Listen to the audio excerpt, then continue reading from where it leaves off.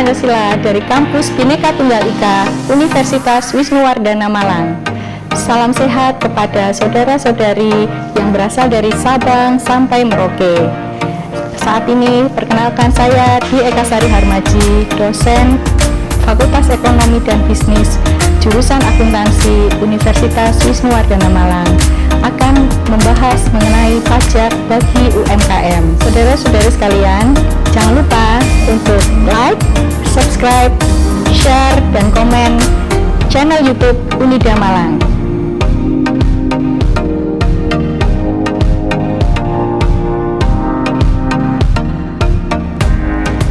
Seperti kita ketahui bahwa UMKM memang sebagai penggerak perekonomian Indonesia karena memberi sumbangsi sebesar 96% untuk roda perekonomian Indonesia, sehingga penting untuk kita bahas mengenai eksistensinya UMKM di Indonesia.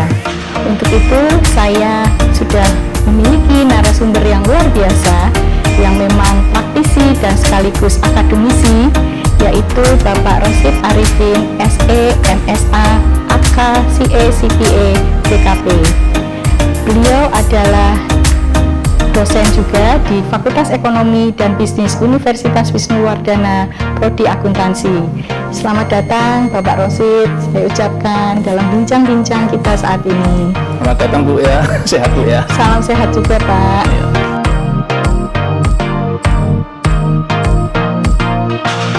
Baik, seperti kita ketahui ya Pak, para pengusaha UMKM itu banyak yang bercerita dan curhat kepada saya mengenai perlakuan pajak. Ya. Seperti kita ketahui bahwa pemerintah sudah memberi banyak kemudahan kepada pengusaha UMKM, terutama untuk pajak yang sebelumnya dikenakan 1%, sekarang turun menjadi 0,5% dan bersifat final.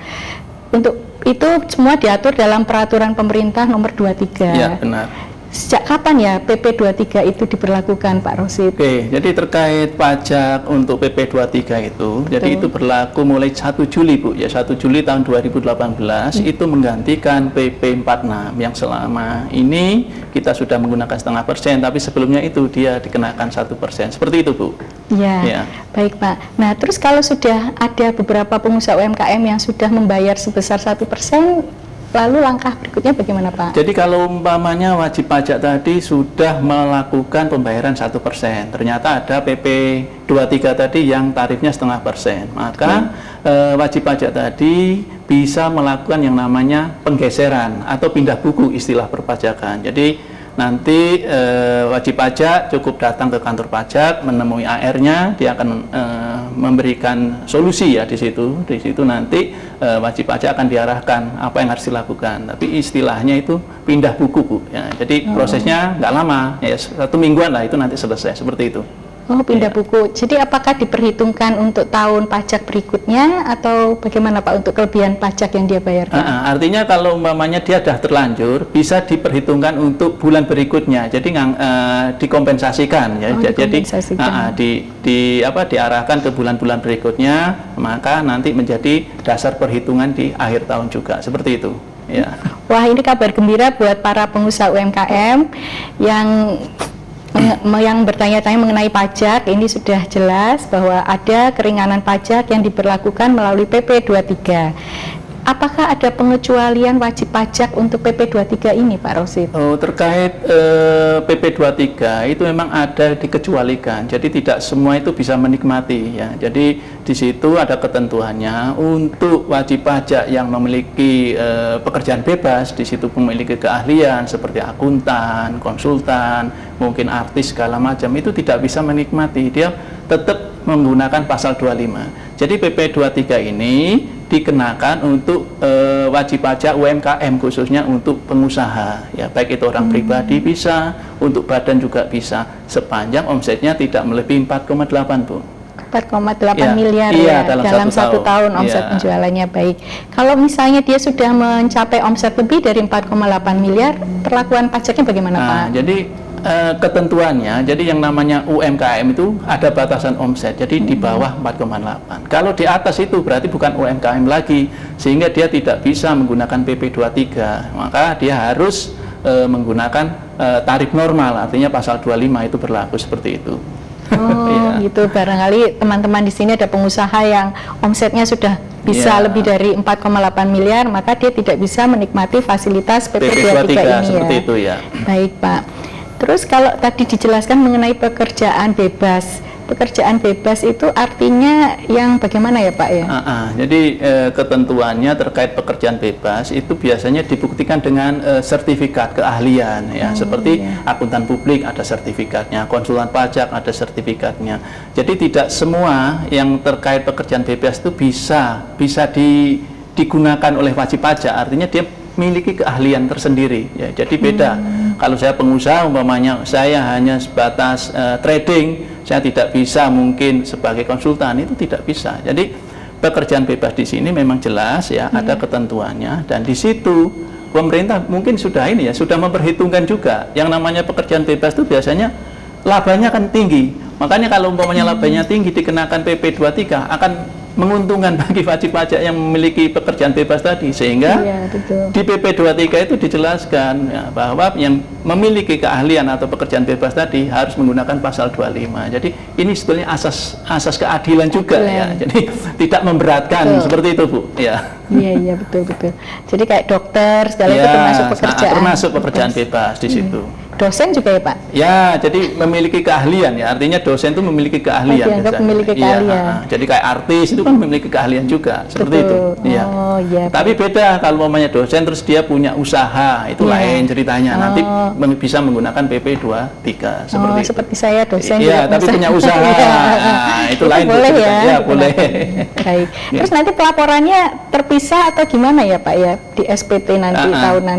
Jadi di SPT nanti dalam laporan SPT OP ya, OP itu kan ada ketentuan dari kegiatan usahanya apa, mungkin dari luar usaha apa, itu nanti akan dipisah-pisah. Terus yang mungkin yang menggunakan norma. Jadi kalau pekerjaan bebas tadi sebetulnya arahnya ke norma juga ya, sepanjang omset di bawah 4,8 maka dia bisa menggunakan norma. Nah, tapi nanti di situ dihitung juga kalau dia memiliki usaha umpamanya, usaha terkait dengan jual beli segala macam terkait barang atau jasa, maka akan dihitung di situ akan dikenakan PP final karena ada memiliki kegiatan usaha seperti itu, Bu.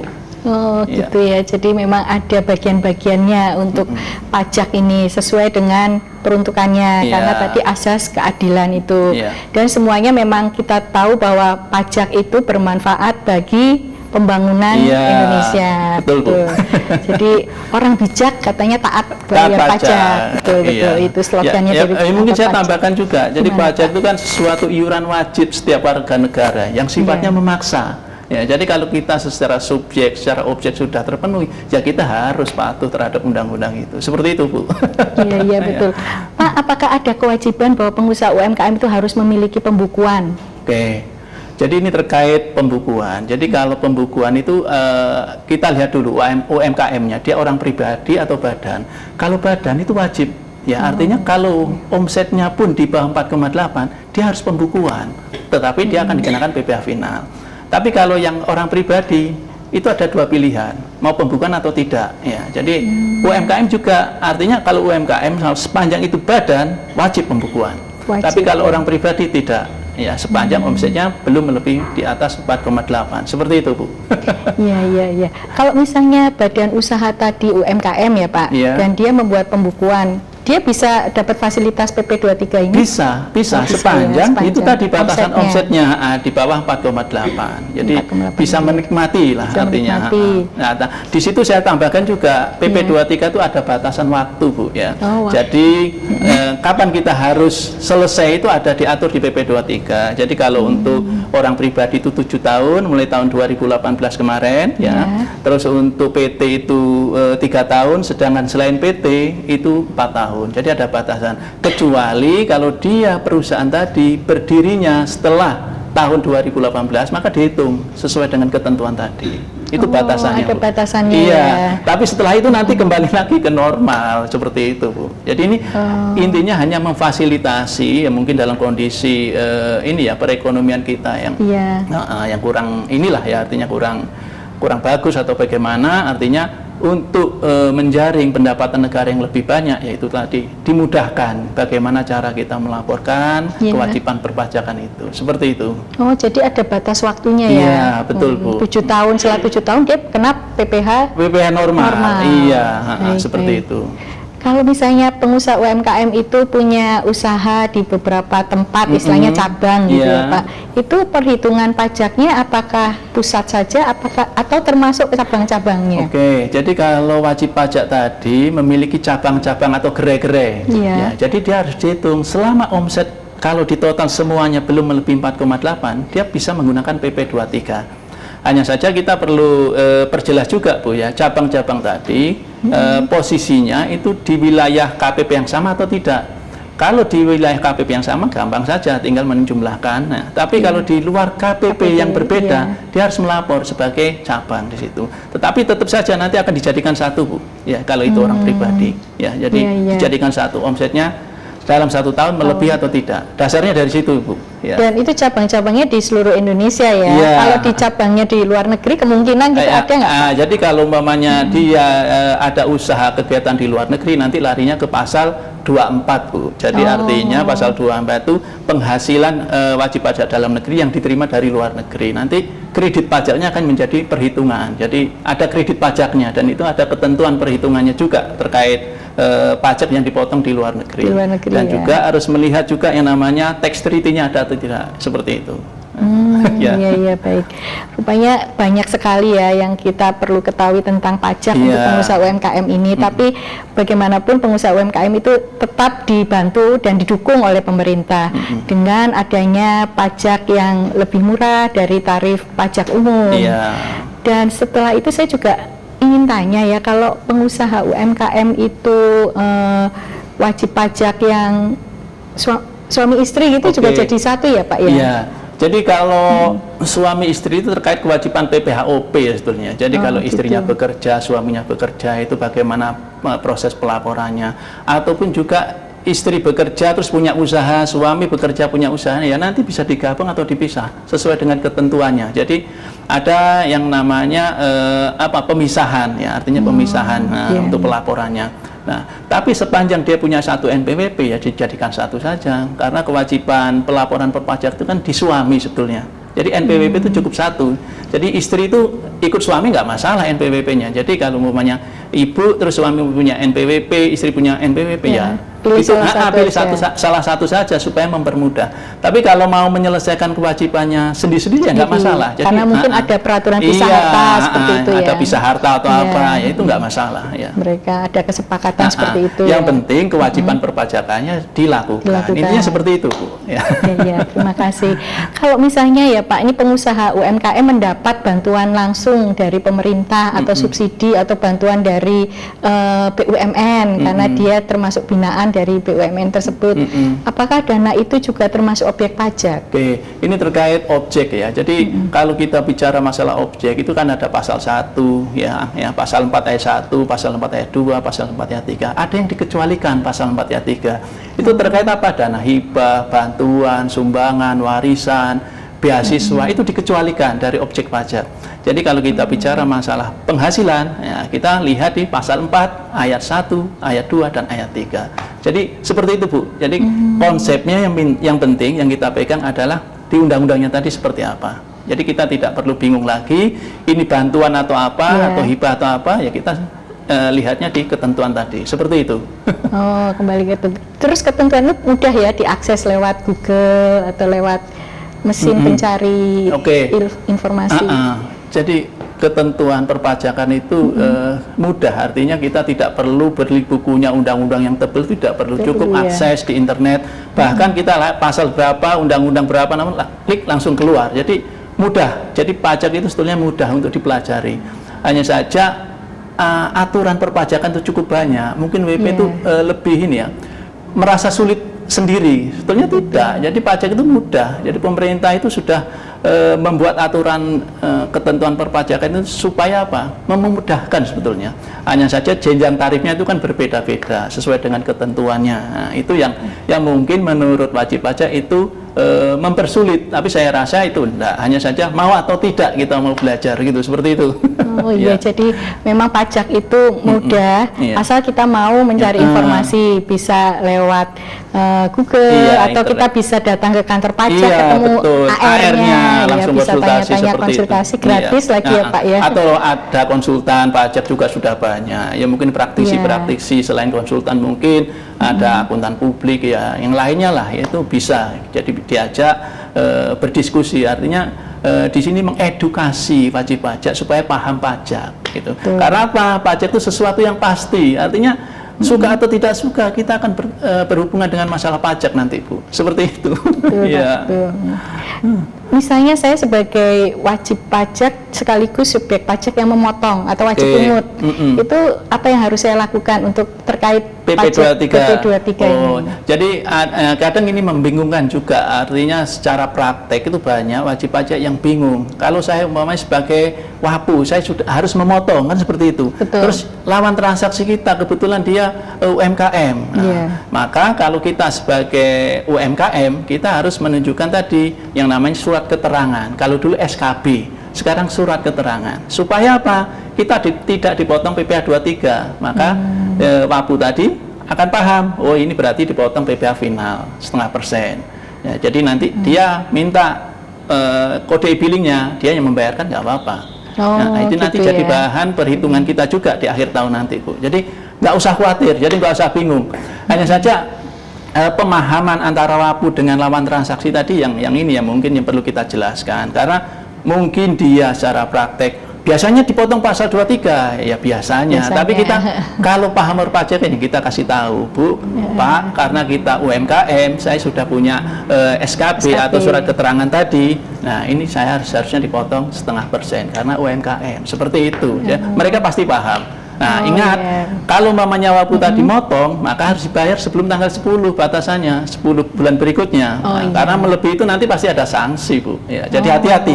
Pajak itu memang ada ketentuan ya. Jadi mulai dari batasan pelaporan, kapan harus melapor, harus membayar, itu ada ketentuan. Melebihi ada sanksi. Seperti itu. Jadi itu perlu diperhatikan sebetulnya. Baik, tadi untuk mendapatkan surat keterangan bagaimana caranya ya Pak ya? Oke, jadi bagi UMKM yang masih bingung ya bagaimana mendapatkan surat keterangan tadi ya cukup datang ke kantor pajak dan di situ nanti temui AR-nya atau bagian informasi di depan tadi akan mengurus SKB. Nah, biasanya nanti akan dimintai syarat-syaratnya ya. Mungkin syaratnya di situ ya SPT-nya akan dimintakan, NPWP segala macam. Mungkin SPT masanya kalau itu sudah dikukuhkan sebagai pengusaha kena pajak. Itu menjadi syaratnya, Bu. Dan waktunya nggak lama, nanti surat keterangan tadi keluar di dalam waktu 1 minggu. Jadi mudah ya. Iya.